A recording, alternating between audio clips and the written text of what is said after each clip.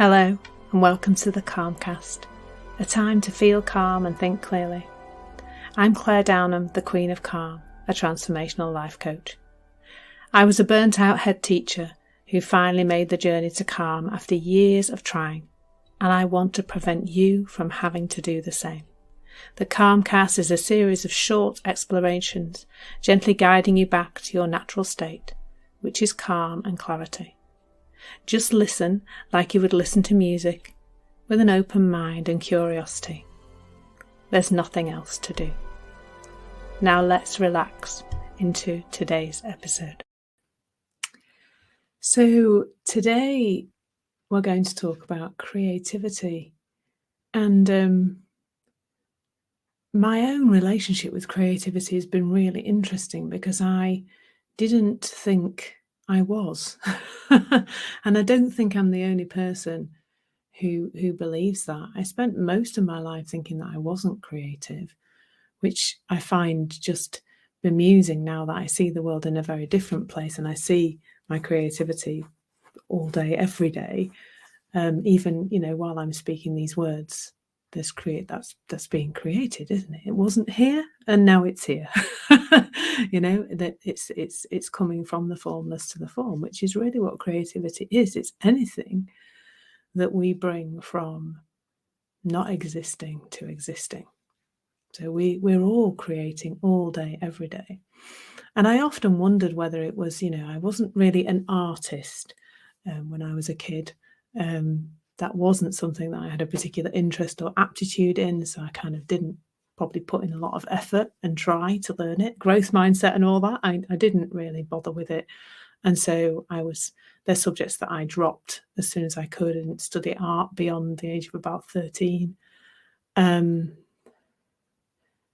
I didn't pursue those kind of things. I was more a sciencey girl. I did maths, physics and chemistry at A level. That's the 16 to 18 range for those people who are not in the UK.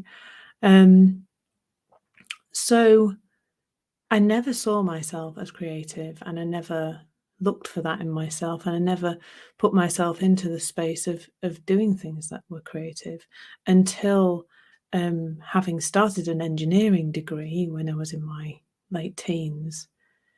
I had this realization that it wasn't for me and I packed it in after a couple of terms.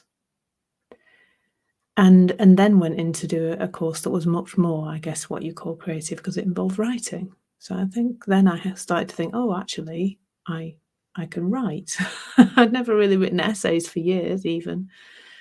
But I think creativity looked like it wasn't part of me. And boy, do I see that differently now. And I hear that quite often. I'm not creative because somebody sees themselves as perhaps more of a techie person or we have these labels, don't we, that we put on ourselves and they look like they are real, but they're not. And the thing to know about creativity, the wonderful thing to know is that you can do it. You're doing it all day, every day. In fact, I would say that creativity is part of our essence as human beings. It's you look at the world around you, including the means by which I'm making this session, and you go, wow, that's amazing. That's creativity. That's everything that we're bringing into form is creativity. Now, that is wonderful and amazing, but today I'm actually pointing more to the creativity that we don't spot. And that is the stuff that we believe that goes through our heads. Are you aware that that's being created too? Whatever kind of thinking that you have that brings about a not nice feeling, that has you doing things in the world that later on you wish you hadn't. Or perhaps the kind of thinking that has you stopping doing things in the world that you really want to, that you really want to do and you're not doing. Or you really think could be helpful to you in some way and you're not doing them. That is the creativity I'm talking about right now.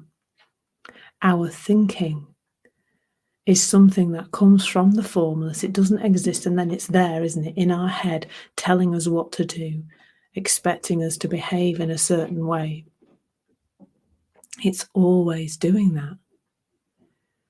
And let's think about some of the thinking that we believe on a day-to-day basis. You know, it may be that we believe our thinking about what somebody else is thinking about us. That might be something that would stop you from doing something like this, from turning up and sharing your thoughts. Sometimes we believe the thinking about why somebody else is behaving the way they're behaving. And that has us create stories and perhaps not be so good in our relationships because we have these stories about what other people are doing and how they're being and what they think about us. And quite often with people I spend time with and work with and coach, there's the thinking about the future. That's a creation. You know, it's knowing that we have this amazing creative power that is just, it's helpful to know that we are bringing, not consciously, but there is something being brought through us into form, and that is what we are thinking. But the most wonderful thing is that we have a system to let us know. We have our feelings. And when you're creating thinking that isn't true, your feelings will let you know.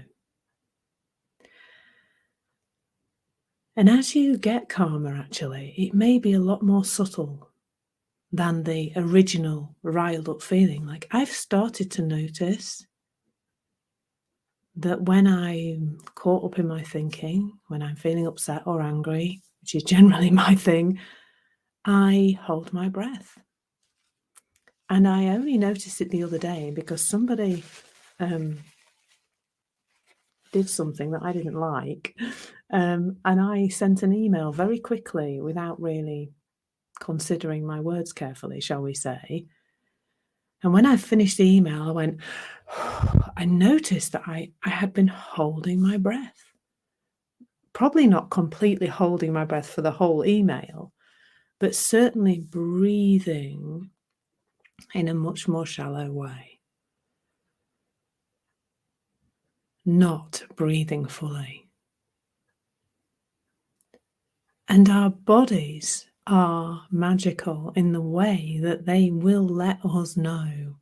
They will let us know when our thinking is being super creative, but perhaps not particularly helpful.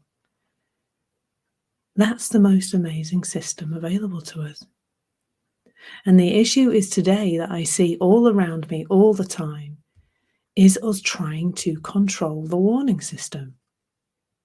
We have a feeling, we don't like it, we've been told it means there's something wrong with us, we've been told to manage that feeling, to do some tools and techniques to get rid of it, and to squash it down, whatever way we're doing that, whether we're doing that with drink and alcohol and chocolate, or we're doing it with meditation or tapping or affirmations, or the list goes on, doesn't it?